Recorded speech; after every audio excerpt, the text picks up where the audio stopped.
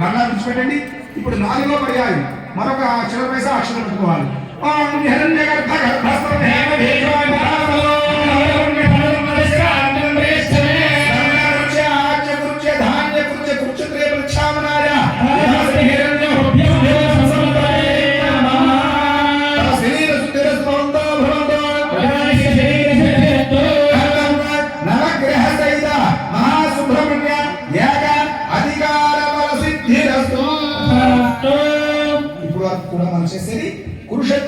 కుక్షత్రయం అని అంటారు. కుక్షత్రయం అంటే ఏంటి అంటే మొదట పల్లె పట్టుకొని ముందు ప్రదర్శన చేశాం. దానిని పరిషత్ ప్రాయశ్చిత్తం. అశేషే హే పరిషత్ మధీయా విజ్ఞాపన అవధార్య ఇమాం కన్యా యథాశక్తి పరిషత్ దక్షిణ ఇవ స్వీకృత్య. నేను యజ్ఞంలో పాల్గొంటున్నాం.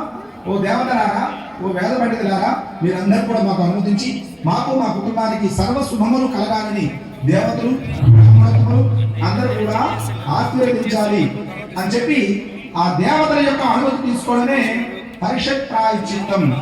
ఆ తర్వాత చివరి పైసలు అక్షరం తీసుకెళ్తారు కదా, అప్పుడు దేవతలు అడుగుతున్నారట, దేవుళ్ళు దేవతలు అంటే ఎవరు? దేవతలు అంటే దేవుళ్ళే.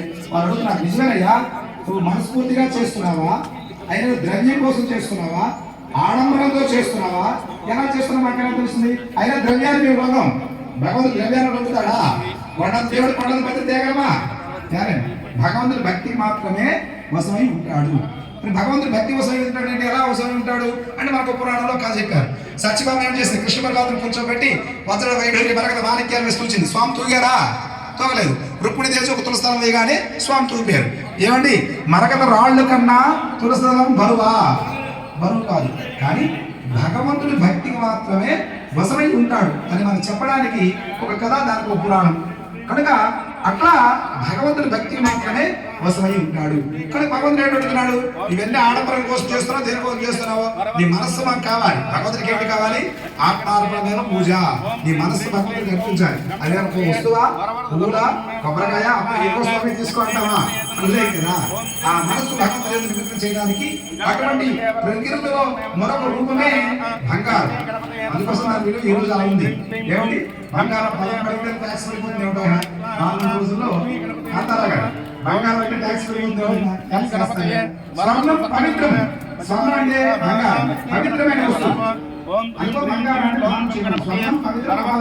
స్వర్ణం పాప ప్రవాసనం. నువ్వు చేసిన పాపలను హరించేటువంటి బంగారం కనపడి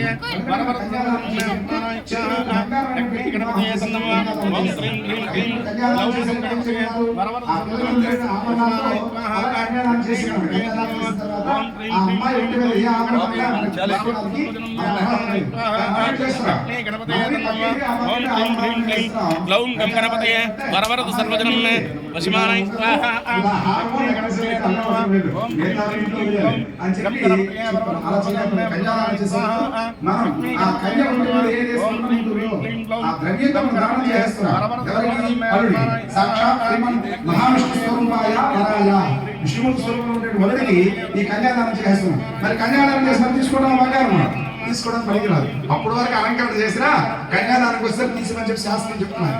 ఏదైతే బంగారం ఇస్తామో అమ్మాయికి ఇచ్చేయాలనుకుంటున్నామో దాంతోనే భారతుడు బంగారం కూడా ఆ కన్యాదానం చేయమని చెప్పబడాలి. అటువంటి పవిత్రమైన వస్తువు బంగారం కనుక బంగారాన్ని దానం చేశాం. తర్వాత ఏం చెప్పారు? దేవానామాచం ఆహారం. ఇప్పుడు దేవతలందరినీ యాగశాల వేశాం. ఈ యాగం చేయాలంటే దీనికి ఒక శాస్త్రం, దీనికి ఆగమం, గురువులు, వారు పెద్దలు, ఋషులు చెప్పిన విధంగా చేయాలి. అంతే తప్ప నా బంగారాన్ని కూర్చొని యజ్ఞం చేస్తుంటే అవుతుందా? అవును. ఈ యజ్ఞం చేయాలంటే యాగశాల ఉండాలి. అందులో ఏ వేదికలో ఎంత శక్తిలో ఉండాలి, దాన్ని ఏ విధంగా కట్టాలి, ఆ హోమగుండములు ఎలా కట్టాలి, ఆ హోమగుండం ఏ దిశలో ఏ హోమగుండం కట్టాలి, ఆ యాగశాలకి ఎన్ని రాట్లు ఉండాలి, ఆ రాట్లు ఎంత పొడుగు ఉండాలి, ఇవన్నీ కూడా ఆలోచించాలి శాస్త్రం.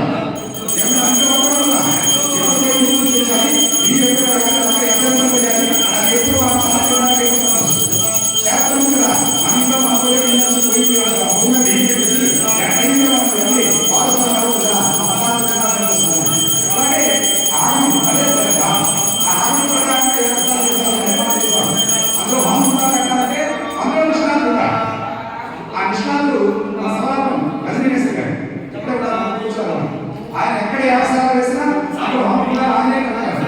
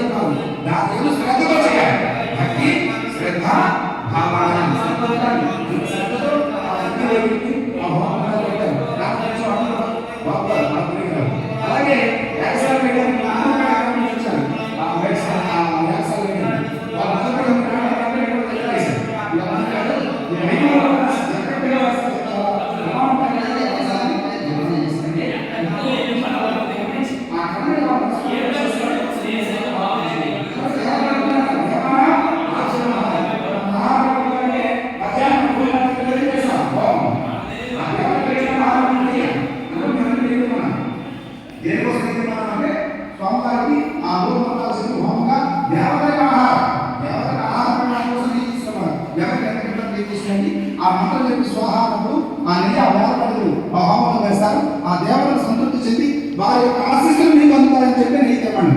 అంతే తప్ప నెయ్యి ఇక్కడ లేక కాదు, మళ్ళీ నిజం తెప్పించాలని కాదు. వచ్చేటప్పుడు కొబ్బరికాయ రెండు చేతులతో రాకుండా భగవంతుడి దగ్గరికి ఒక పళ్ళు కాయపడుతున్నా స్వామి పూజ పువ్వులు పూర్తిగా అలాగే నెయ్యి మాత్రం తిన్నాం. నెయ్యి కంటే హోమం కోసం కనుక అటువంటి ఆచారాలు చేయడం అలాగే స్వామి చేస్తారా ఒక అక్షరం తర్వాత అన్నదానం అదే అన్నదానం ఇది చేసేటప్పుడు అన్నదానం చేయాలి. భూషులు జీవాత్మ అది ఉంటుంది కదా, జీవాత్మ మనం అందించాలి. కనుక దానికి కావాలి ధన్యం కరోష